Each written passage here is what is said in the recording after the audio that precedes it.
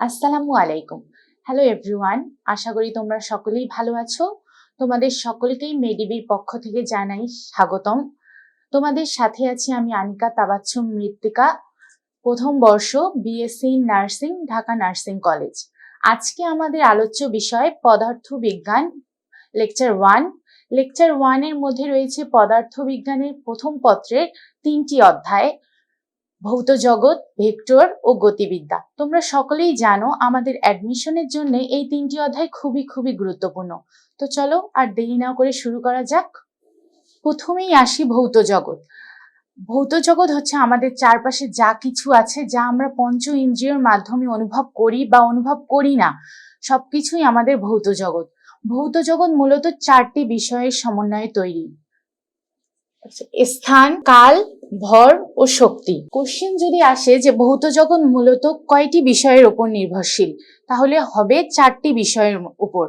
আর যদি আসে আমাদের 4টি বিষয় জানা খুবই দরকার, কারণ অনেক সময় কোশ্চেনে আসে ভৌত জগৎ নিচের কোন উপাদানের উপর নির্ভরশীল নয়, তখন অন্য কিছু দিয়ে দিবে, যেমন স্থান দিল, কাল দিল, ভর দিল, আর অন্য একটা যেমন দিল দৈর্ঘ্যের উপর। কিন্তু ভৌত জগৎ কিন্তু দৈর্ঘ্যের উপর নির্ভরশীল নয়। ভৌত জগৎ স্থানের উপর নির্ভরশীল, কালের উপর নির্ভরশীল, শক্তির উপর নির্ভরশীল ও ভরের উপর নির্ভরশীল। কালের আরেকটা নাম হচ্ছে সময়। আমরা এবার গুরুত্বপূর্ণ কিছু তথ্য জানবো। পদার্থের কিছু বৈশিষ্ট্য আছে যা সকল পদার্থেরই আছে, যেমন ওজন, রোধ, বিস্তৃতি। এগুলো কিন্তু সকল পদার্থেরই আছে। এগুলোকে আমরা বলবো সাধারণ ধর্ম। পরের স্লাইডে চলে যাই। আর যে সকল ধর্ম সকল পদার্থের নেই, অর্থাৎ সকল পদার্থের মধ্যে কিছু কিছু বিশেষ ধর্ম আছে। এসব যেমন দৃঢ়তা। অবশ্যই আমাদের ইংলিশ টার্মগুলো মুখস্থ করতে হবে, কারণ কোশ্চেনে অনেক টাইম ইংলিশ টার্ম দিয়ে থাকে। তারপর ভঙ্গুরতা, যেটার ইংলিশ টার্ম হচ্ছে ফ্রাজিলিটি, স্থিতিস্থাপকতা মানে ইলাস্টিসিটি ইত্যাদি কেবলমাত্র কঠিন পদার্থের আছে। এগুলো কিন্তু তরল বা বায়বীয় পদার্থের নেই। তাহলে কঠিন পদার্থের যদি বলা হয় যে নিচের কোনটি কঠিন পদার্থের বিশেষ ধর্ম, তাহলে হবে নয় দৃঢ়তা, নয় ভঙ্গুরতা, নয় স্থিতিস্থাপকতা। আবার সান্দ্রতা, ভিসকোসিটি, এটা শুধু তরল ও বায়বীয় পদার্থেরই বিশেষ ধর্ম, এটা কিন্তু কঠিন পদার্থের বিশেষ ধর্ম না। যদি নিচে বলা হয় যে নিচের কোনটি কঠিন পদার্থের বিশেষ ধর্ম নয়, তাহলে কোনটি হবে? নিশ্চয়ই সান্দ্রতা।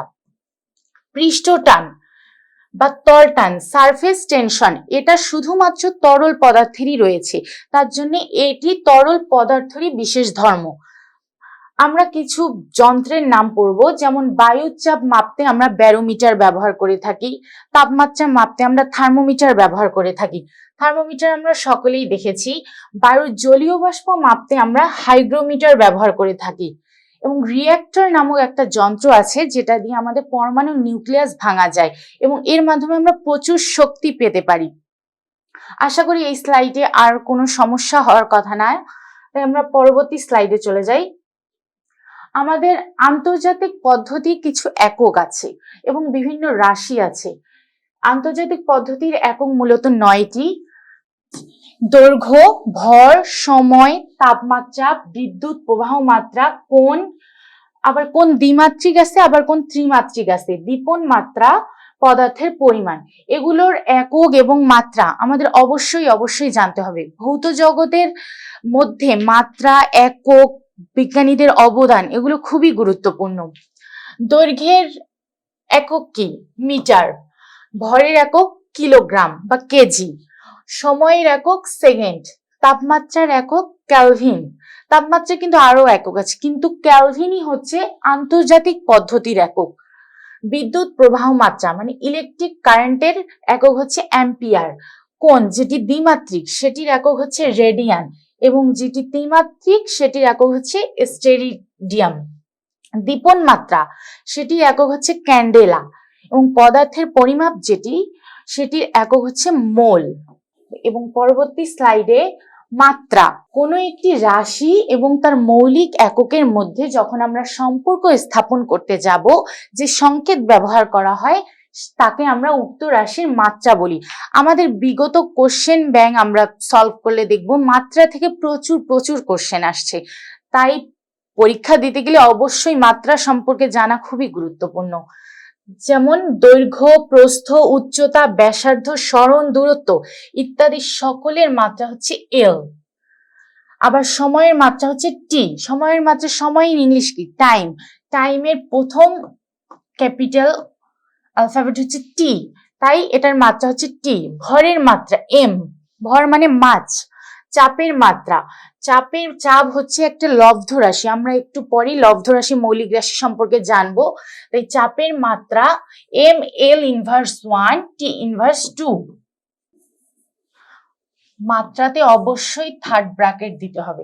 এবং ক্ষমতার মাত্রা M L square T inverse 3। ভরবেগের মাত্রা, ভরবেগ মূলত ভর ও বেগের গুণফল, এর মাত্রা হচ্ছে এম এল টি ইনভার্স 1। ভর গুণন বেগ, আমরা পূর্বেই জেনেছি ভরের মাত্রা কি? এম। আর বেগের মাত্রা হচ্ছে এল টি ইনভার্স 1। তাহলে ভরবেগের মাত্রা কি হলো? M L T inverse 1। যাদের মাত্রার সমীকরণ M L square T inverse 2, আমরা এগুলোকে একটা ছন্দের মাধ্যমে মনে রাখতে পারি। যেমন বলাইয়ের ভাই টাকা দেয় শক্তি কাকাকে। এটার মানে হচ্ছে, বলাইয়ের ভাই মানে হচ্ছে বলের ভ্রামক, টাকা মানে হচ্ছে টর্ক, আর দেয় হচ্ছে দ্বন্দ্বের ভ্রামক, শক্তি হচ্ছে শক্তি, আর কাকাকে বলতে কাজ। এই পাঁচটা রাশির মাত্রা হচ্ছে M L square T inverse 2। এই ছন্দের মাধ্যমে আমরা সেটা মুখস্থ করতে পারি। এককের পদ্ধতি, আমাদের সারা বিশ্বেই এককের কিছু পদ্ধতি আছে। যেমন সেন্টিমিটার, গ্রাম, সেকেন্ড পদ্ধতি, এটার অনেক নাম রয়েছে। যেমন দশমিক পদ্ধতি, ফ্রেঞ্চ পদ্ধতি, মেট্রিক পদ্ধতি। যদি বলা হয় যে সেন্টিমিটার, গ্রাম, সেকেন্ড পদ্ধতি না বলে যদি বলা হয় যে নিচের কোনটি ফ্রেঞ্চ পদ্ধতি, নিচের কোনটি মেট্রিক পদ্ধতি, তাহলে আমাদের আশা করি বুঝতে অসুবিধা হবে না। সেন্টিমিটার মূলত দৈর্ঘ্যের একক। এখানে কিন্তু দৈর্ঘ্যের একক মিটার দেওয়া যাবে না, দৈর্ঘ্যের একক সেন্টিমিটার। ভরের একক গ্রাম। আমরা কিন্তু ভরের একক মূলত কেজি জানি, কিন্তু সেন্টিমিটার, গ্রাম, সেকেন্ড পদ্ধতি বা দশমিক পদ্ধতি বা সিজিএস পদ্ধতিতে ভরের একক হচ্ছে গ্রাম। সময়ের একক হলো সেকেন্ড। মিটার, কিলোগ্রাম, সেকেন্ড পদ্ধতি, এখানে আমরা দেখেই বুঝতে পারছি মিটার হচ্ছে দৈর্ঘ্যের একক, ভরের একক হচ্ছে কিলোগ্রাম বা কেজি, আর সময়ের একক হচ্ছে সেকেন্ড। আন্তর্জাতিক বা এসআই পদ্ধতি, মানে পুরো বিশ্বে যেটা আমরা পদ্ধতি অবলম্বন করি, সেই পদ্ধতিতে আমরা পূর্বেই শিখেছি। এ পদ্ধতিতে 9টি রাশি রয়েছে। এর মধ্যে দৈর্ঘ্য, ভর, সময়, তাপমাত্রা, বিদ্যুৎ প্রবাহ মাত্রা, কোণ, দীপন মাত্রা, পদার্থের পরিমাণ, এগুলোর একক সম্পর্কেও আমরা জেনেছি। আন্তর্জাতিক পদ্ধতিতে 9টি রাশি আছে এবং আরো একটি পদ্ধতি আছে, মিটার, কিলোগ্রাম, সেকেন্ড, অ্যাম্পিয়ার পদ্ধতি। অর্থাৎ মিটার বলতে দৈর্ঘ্যের একক, কিলোগ্রাম ভরের একক, সেকেন্ড সময়ের একক, আর এম্পিয়ার হচ্ছে তড়িৎ প্রবাহের একক।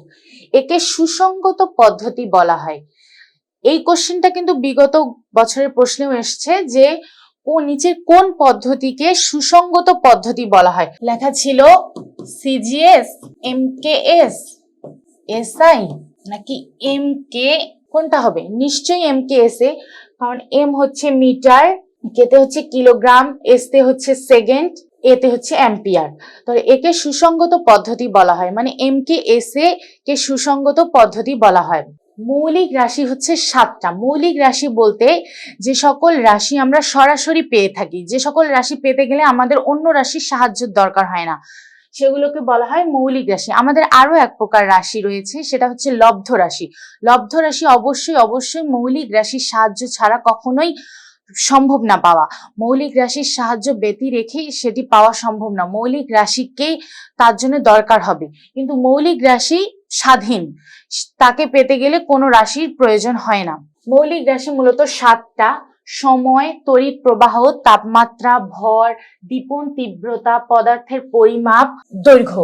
মনে রাখার কৌশল হচ্ছে সততা ভোরের দীপ জলে দিবালোকে। তোমরা এ ছন্দ ছাড়াও যদি অন্যভাবে মনে রাখতে পারো, তোমাদের মনে রাখাটা জরুরি, তোমরা কিভাবে মনে রাখবা সেটা ডিপেন্ড করবে তোমার উপর। সততা মানে সতে হচ্ছে সময়, ততে হচ্ছে তড়িৎ প্রবাহ, তাতে হচ্ছে তাপমাত্রা, ভোরের মানে ভর, দিতে হচ্ছে দীপন তীব্রতা, মানে পদার্থের পরিমাণ, দিবালোকে মানে দৈর্ঘ্য। এটি কিন্তু খুবই গুরুত্বপূর্ণ একটা কোশ্চেন যে মৌলিক রাশি কয়টি? মৌলিক রাশি 7টি। আমরা পড়া শেষে যখন কোশ্চেন সলভ করব তখন অনেক কোশ্চেন পাবো এরকম যে বিগত বছরে এসেছে। আবার সমতলিক কোণ যেটা মাত্রাহীন রাশি, মানে সমতলিক কোণের কোনো মাত্রা নেই, এটি খুবই গুরুত্বপূর্ণ একটি প্রশ্ন যে নিচে যদি বলা হয় নিচের কোণটির মাত্রা নেই তাহলে অবশ্যই উত্তর হবে সমতলিক কোণ, যদি অপশনে সমতলিক কোণ থাকে।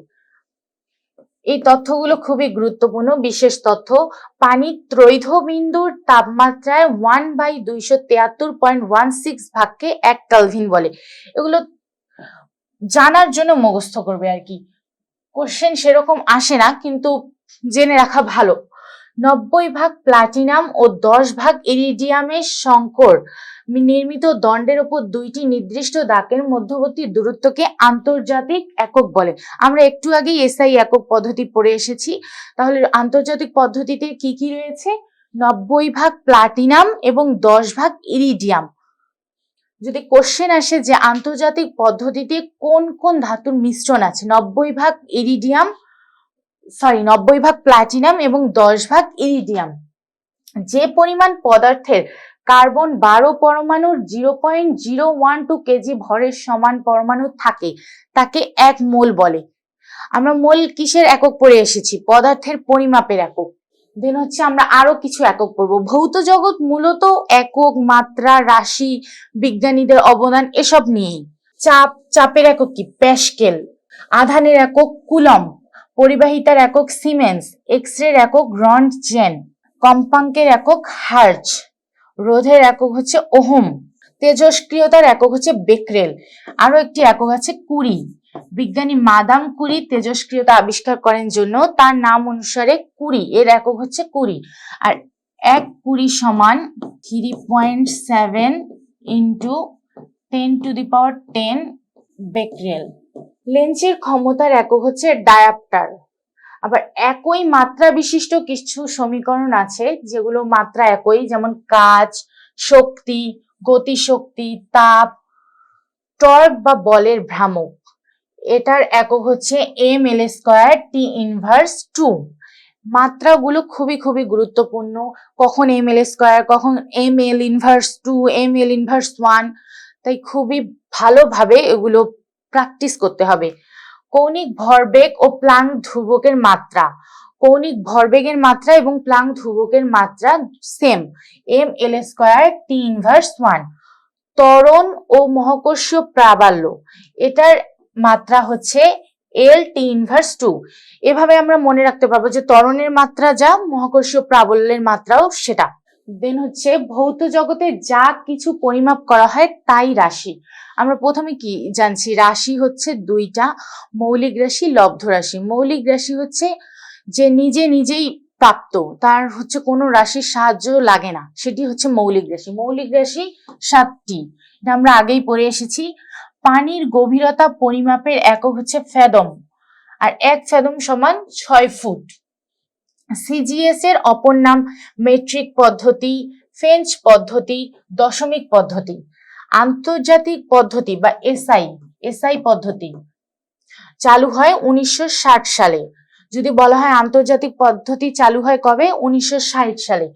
এফপিএস এর পূর্ণরূপ কি? এফপিএস বলতে এফ হচ্ছে ফুট, পি হচ্ছে পাউন্ড, এস হচ্ছে সেকেন্ড।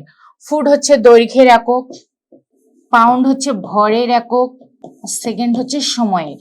আমরা যে কয়টা পদ্ধতি শিখেছি এককের পদ্ধতি, সব কিছুতেই সময়ের একক কিন্তু সেকেন্ড, এটা মাথায় রাখবা।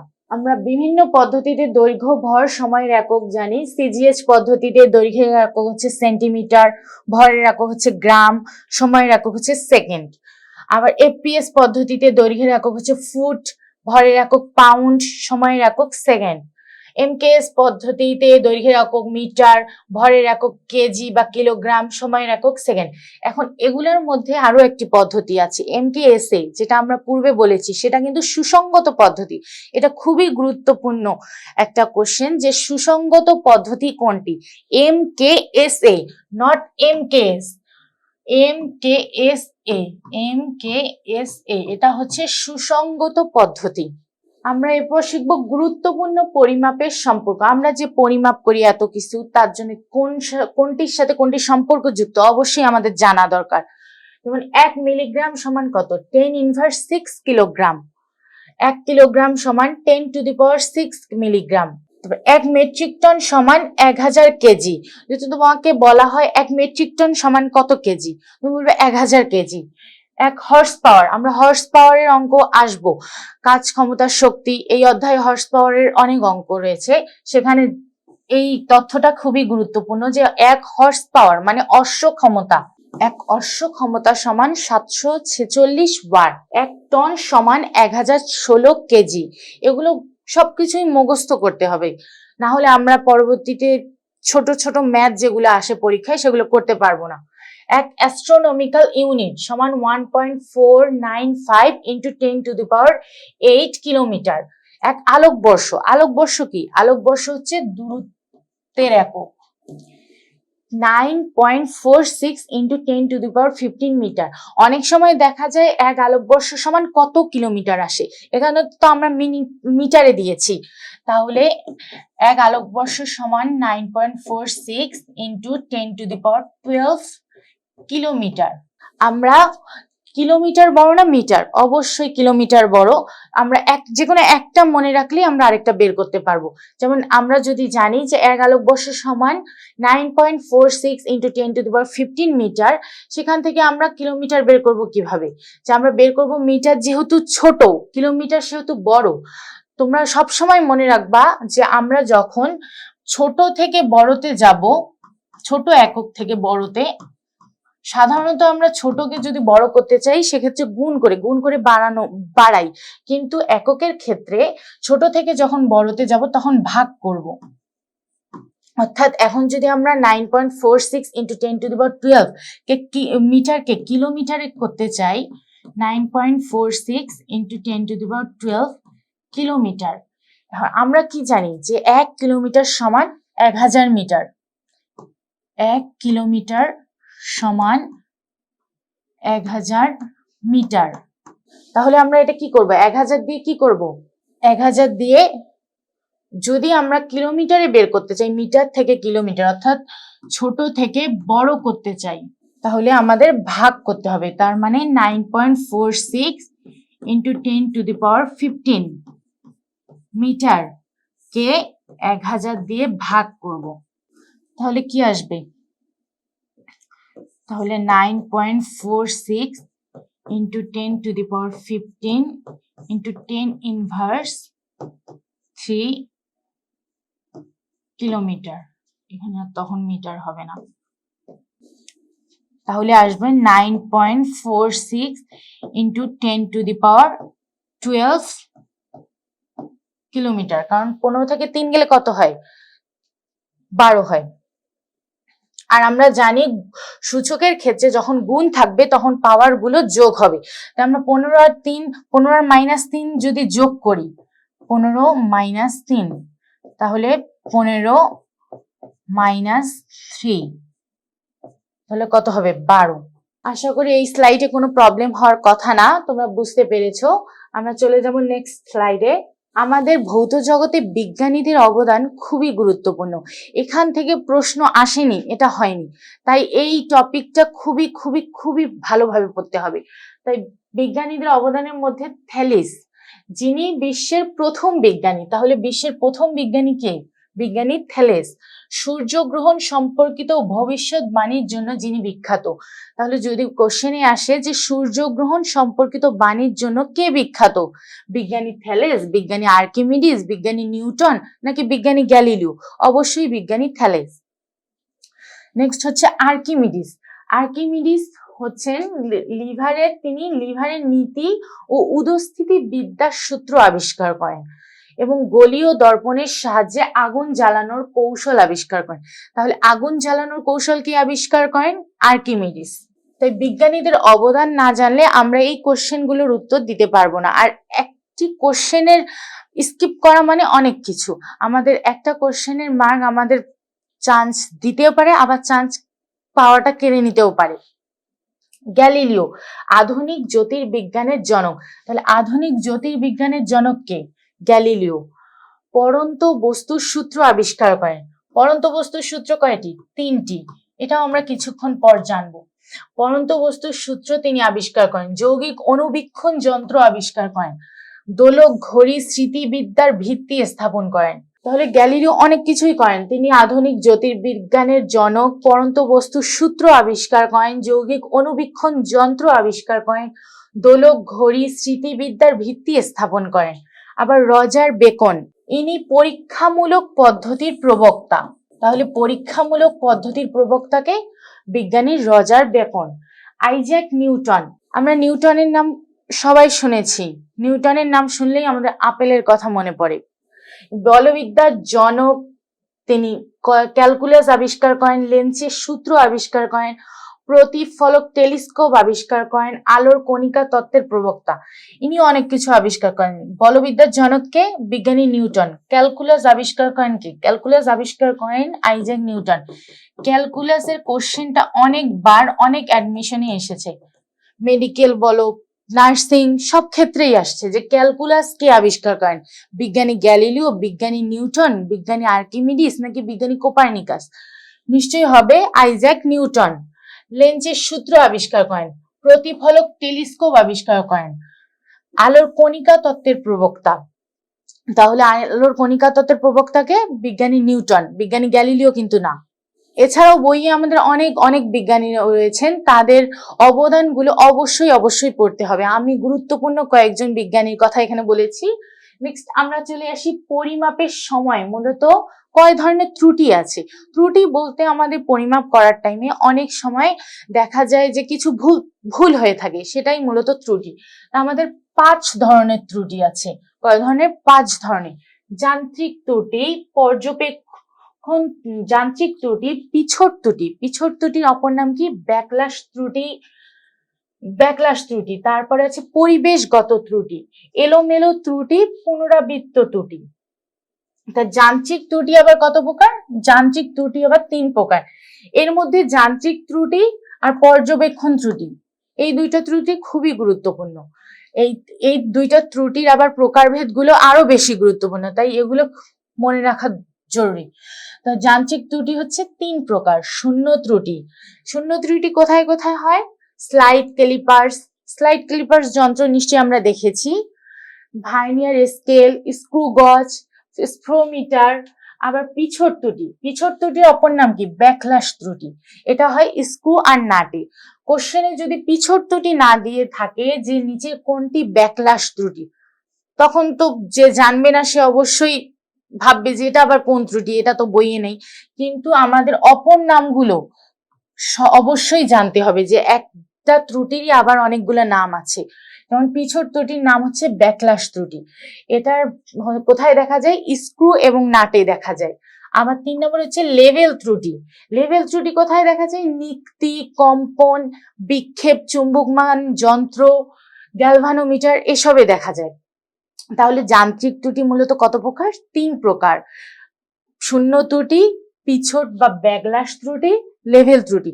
এগুলোকে আমরা পলাশ দিয়েও মনে রাখতে পারি, যে পতে পিছট ত্রুটি, লতে লেভেল ত্রুটি, শতে শূন্য ত্রুটি। পর্যবেক্ষণ ত্রুটি। পর্যবেক্ষণ ত্রুটি আবার 5 প্রকার। ব্যক্তিগত ত্রুটি, প্রান্ত দাগ ত্রুটি, লম্বন ত্রুটি। লম্বন ত্রুটির আবার আরেকটা নাম কি? দৃষ্টিভ্রম ত্রুটি। তাহলে যদি বলা হয় যে নিচের কোনটি পর্যবেক্ষণ ত্রুটি, যদি বলে যে শূন্য ত্রুটি, পিছট ত্রুটি, লেভেল ত্রুটি, নাকি দৃষ্টিভ্রম ত্রুটি, তুমি তো শুধু লম্বন ত্রুটি পড়ছো, যদি দৃষ্টিভ্রম দিয়ে দেয় তাহলে যদি না পড়ে থাকো তাহলে ভাববা যে এটা আবার কোন ত্রুটি। তাই অবশ্যই আমাদের লম্বন ত্রুটির অপর নাম কি? দৃষ্টিভ্রম ত্রুটি। এটা আমাদের জানতে হবে। সূচক ত্রুটি আর পরিবেশগত ত্রুটি। আর এলোমেলো ত্রুটি, পুনরাবৃত্ত ত্রুটি, লঘিষ্ঠ গণন ত্রুটি অতটাও গুরুত্বপূর্ণ না। আমরা এই যে এখানে কৌশল লিখে দিচ্ছি, পলাশ দিয়ে তুমি যান্ত্রিক ত্রুটি সম্পর্কে মনে রাখতে পারবা। আবার পর্যবেক্ষণ ত্রুটির লম্বা ব্যক্তির পরিবেশ পর্যবেক্ষণ, এটা দিয়ে তোমরা এই যে ব্যক্তি মানে ব্যক্তিগত ত্রুটি, লম্বা বলতে লম্বন ত্রুটি, পরিবেশ বলতে পরিবেশগত ত্রুটি, পর্যবেক্ষণ হচ্ছে প্রান্ত দাগ ত্রুটি, এভাবে মনে রাখতে পারবা। আমরা ভৌত জগৎ যে এতক্ষণ ধরে পড়লাম তার গুরুত্বপূর্ণ কিছু তথ্য এখন জানবো।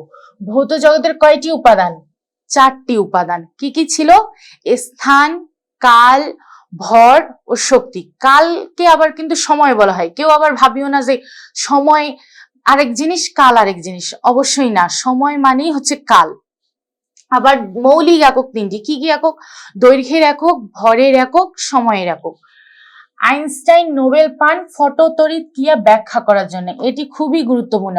আমরা কিন্তু আইনস্টাইনকে মূলত কিসের জন্য জানি? আপেক্ষিক তথ্যের জন্য বেশি চিনি, কিন্তু তিনি কিন্তু নোবেল কিসের জন্য পান? ফটোতড়িৎ ক্রিয়া ব্যাখ্যা করার জন্যই পান। তিনি ব্রাউনীয় গতি ও আপেক্ষিক তত্ত্বের স্রষ্টা। তিনি কিসের স্রষ্টা? ব্রাউনীয় গতির স্রষ্টা, আবার আপেক্ষিক তত্ত্বের স্রষ্টা। তিনি কিন্তু আপেক্ষিক তত্ত্বের জন্য নোবেল পুরস্কার পাননি, তিনি পেয়েছেন ফটোতড়িৎ ক্রিয়া ব্যাখ্যার জন্য। আবার ফ্যারাডে, তিনিও একজন বিজ্ঞানী। ফ্যারাডে কি কি আবিষ্কার করেছেন? জেনারেটর, তড়িৎ বিশ্লেষণের সূত্র আবিষ্কার করেন। আমরা যে এই যে জেনারেটর সম্পর্কে, জেনারেটর তো সবাই চিনি, তাহলে কোনোদিন কোশ্চেন আসতে পারে যে মনে প্রশ্নও জাগতে পারে যে জেনারেটর নিয়ে যে এত কিছু, জেনারেটর কে আবিষ্কার করেছেন?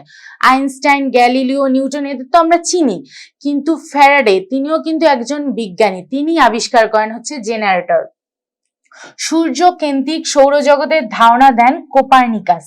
সূর্য কেন্দ্রিক সৌরজগতের ধারণা দেন কোপার্নিকাস, কিন্তু সূর্যের যে গ্রহগুলোর গতি সম্পর্কে এটি সূত্র দেন কেপলার। এটা কিন্তু গোলমাল পাকানো যাবে না।